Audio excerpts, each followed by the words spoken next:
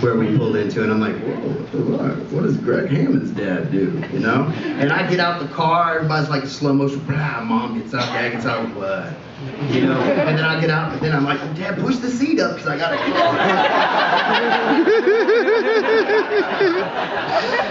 And I get out and I look around like nobody saw that shit, all right. And I walk up to the front door, and there's these big-ass wooden doors, and I push them open. When this big gust of air conditioner hits me, pow! I remember walking in that bitch just like, what? There we are.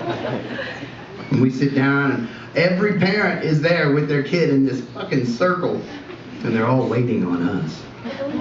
Like they all called each other and said, they're 15 minutes early. We want to make the Furstenfelds feel as uncomfortable as shit when they walk in. Anyway, we sit down. My dad's right here, my mom's right here. And I look across, and Greg Hammond's dad is across from me, and he goes, I'd like to call this meeting to order. And I'm like, damn right you would. Let's do this. We're worried about the lead singer. We don't like what he sang about last night. Justin, we're worried about you. Personally, Mr. and Mrs. Furstenfeld, we don't want our kids in the same band as him if he's going to be singing things like this. So all of a sudden that air conditioner that was pumping, it must have like died. Yeah. I'm like,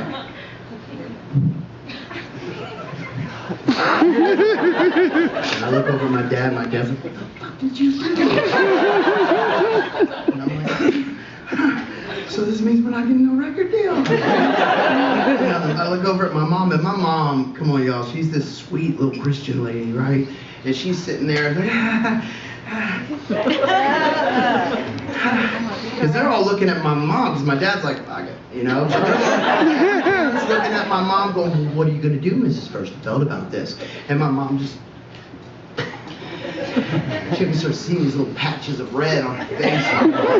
She's getting real hot and real flushed. And I'm looking at her, I'm like, Mom, you okay? And she just kind of stands up, and she grabs like the nearest, nicest lamp, and she's like, fuck your lamp! Boom! Glass everywhere. And I'm like, yeah! Let's dance at this motherfucker! Yeah. My dad's twirling a towel going,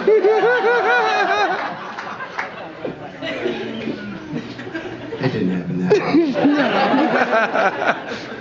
That would have been cool as shit though, right? You know.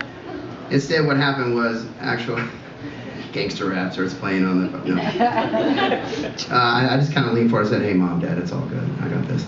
Mr. Hammond, everyone in The Last Wish, I'm going to go ahead and make this easy for you. I'm going to quit. I quit The Last Wish, and I'm going to start a little band called Blue October. But at 16 years old, when I said it to him, I said it like this. I'm going to quit The Last Wish, and I'm going to start Blue October. And he's like, and I said, Mom, Dad, let's dance, you know. So we rolled out there, you know. I crawled back in the Pinto,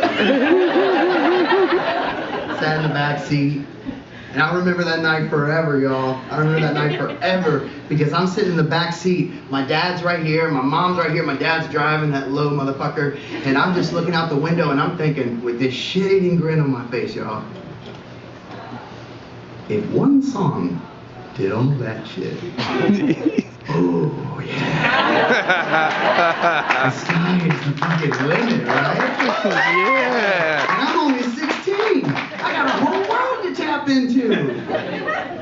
And then I also said to myself that night, it was a very poignant day in my life because that was the day, the first time I said out loud to myself, I said, man, that's the first and last time I'm going to ever let anybody tell me what I can and can't say in a song. Boom. And right there, shit just changed for me. So we rolled up to our driveway in the Pinto, you know, my dad gets out, my mom gets out, I crawl out, my dad opens the front door, I'll never get that fucking 2 hours back in my whole life. I could have been fishing, you know. My mom walks in, takes her coat off, takes her purse off, hangs it up, and then she goes and sits on our ugly ass brown flowered couch with these. She's like, I can have that motherfucker. Sears and shit. You remember that? With a Anyway, she sits down. I'm gonna try to focus, y'all. Sits down on this couch. She grabs her little boo-boo or whoopee or fucking blanket that she puts over her leg, crosses her leg, and she says, "Well, son, let me hear this song they're talking about." And I'm about to fuck you up, Mom. No, I didn't say that. And if I would have said that, my dad would have beat the shit out of me. We don't talk like that to our parents. But so I grabbed my acoustic guitar from the other room, and I sat on our beautiful fake-ass hardwood floor. 16 years old, and I played this.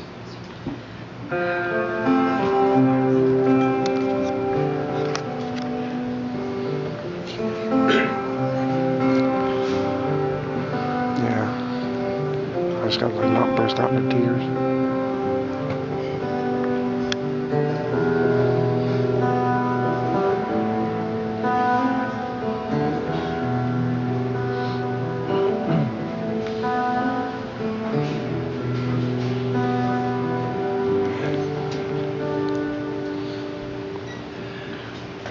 Have you ever been so lonely? There's no one there to hold. Just pull me in or disown me and then climb inside. My arms are open wide. Have a look inside. It is not that I am scared to learn, just why I'm empty inside. Just hold my hand or show some concern if I live or die. My eyes are open wide. Help me look inside. Singing.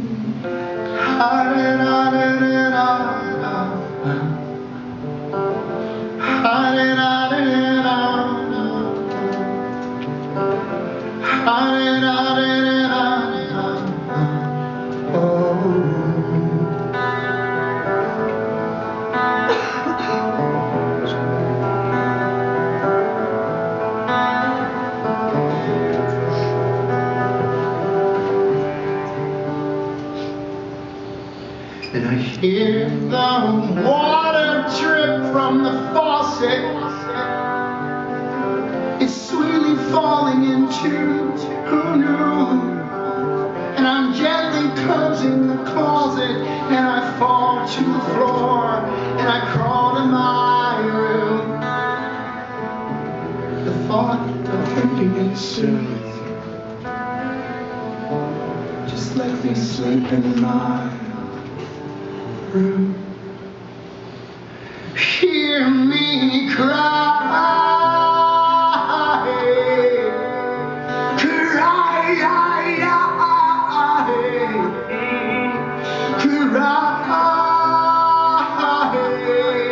no, I hear a knock at the front door, don't come in. And I try to get you, but I can't stop shaking. And leave me alone, just go away. Yeah, mother, I'm so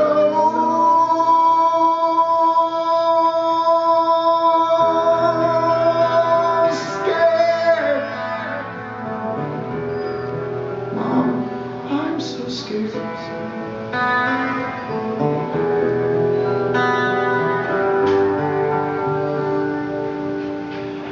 An empty bed, all of my sheets are gone. They're wrapped around me new, and all is quiet at the drop of my gun. 'Cause I just wanna be home to eat.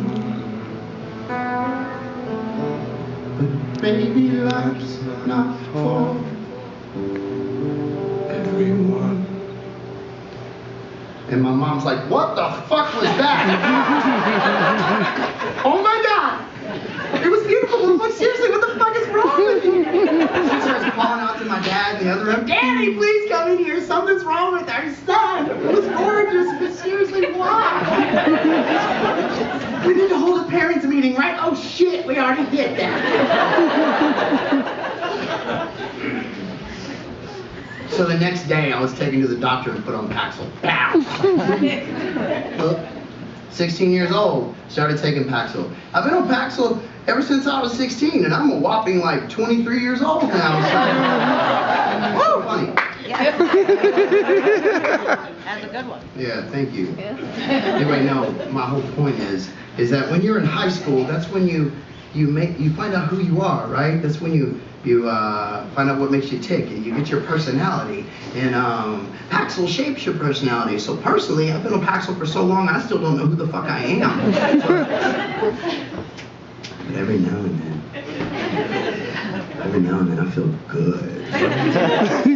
like good, like good. You know?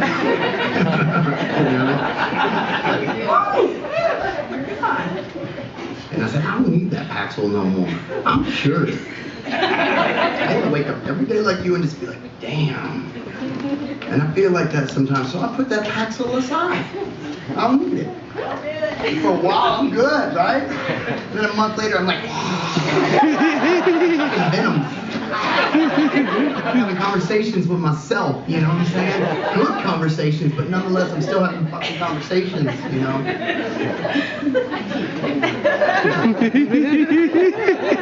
My wife, she'll look at me right now and she'll be like, what? She'll know. She'll be like, did you take your medicine? and I'll be like, yes, ma'am. You know? You crazy motherfucker. So I just stay on the Paxil because it works for me and it anyway. But where did that song come from at 16 years old? Like, for real?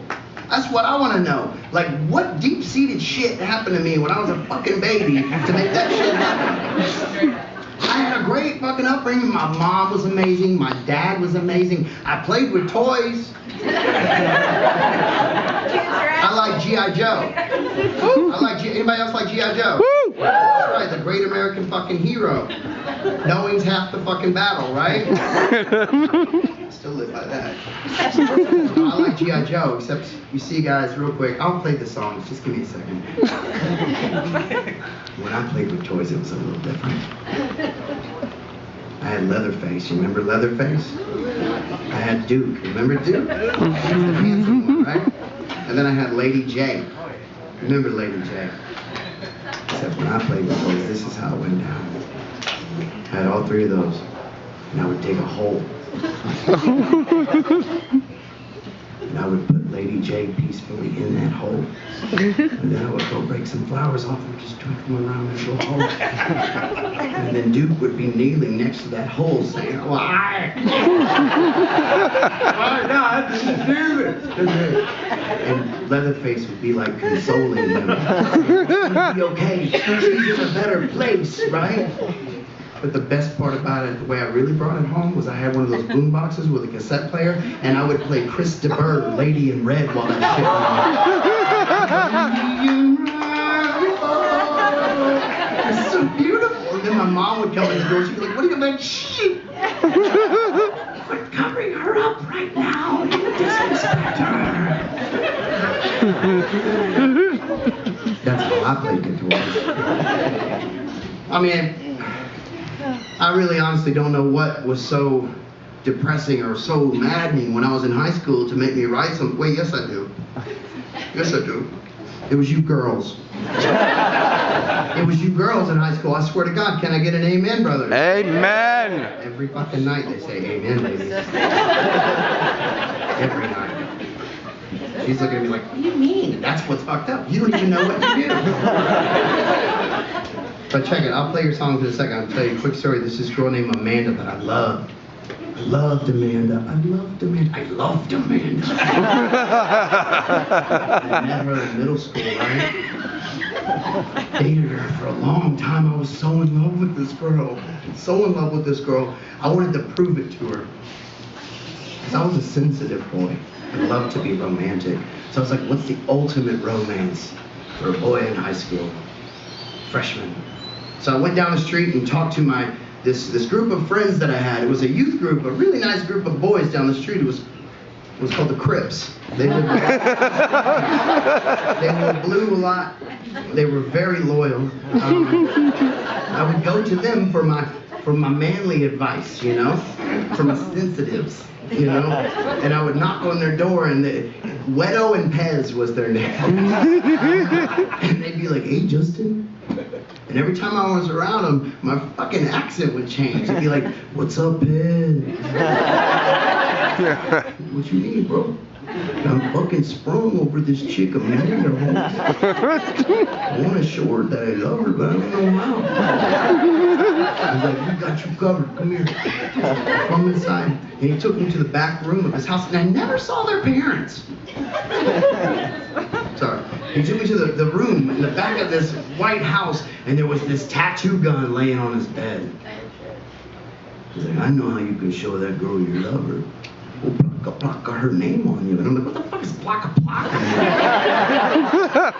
"You tattoo that shit on you." And I'm like, "That's amazing. Let's do this." He's like, "All right. Where do you want it? Like on your chest, on your neck, all hardcore?" And I'm like, "Let's go hardcore, Pez. My ankle." He's like, "Well, give me your foot." And I'm like, "Let's go." And he starts tapping me, right? And I've got like close to 50 tattoos right now. And that motherfucker hurt worse than any tattoo I ever got, right? And it's the darkest. He worked on it for 30 minutes straight, just and I was like, and finally I said, "You gotta stop! You gotta stop right now! Are you done?" "Man, we only have the A done."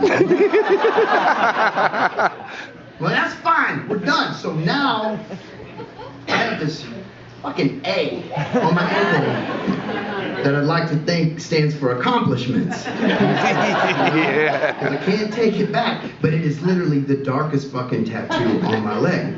I took it to school the next day. She wasn't impressed, you know? So, you know, high school ended. She dumped me. And I got my first apartment with my boy Jeff Crowder. And I remember this day very vividly because we were driving around in my first car, which was a Volkswagen Rabbit convertible, right? Woo! Him. We were driving around, and whenever I was around Jeff, he would always go like this. I mean, what the fuck does that mean? He'd be like, he goes, "You're whooped." I was like, "What the fuck does whooped mean?" He goes, "Whenever she says jump, you say how high." "I love Amanda so much." Oh my heart. I was like, "Shut the fuck up, Justin.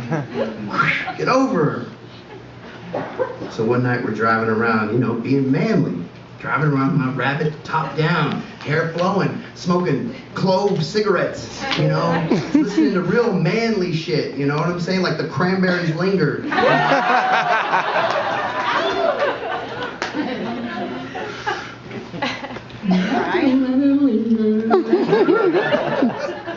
know, something's in my eye, Jeff, I'm sorry. And he looks at me, he's like, "What the fuck is wrong with you, dog? When we get home, you have no more phone privileges for you. You can't call that girl anymore.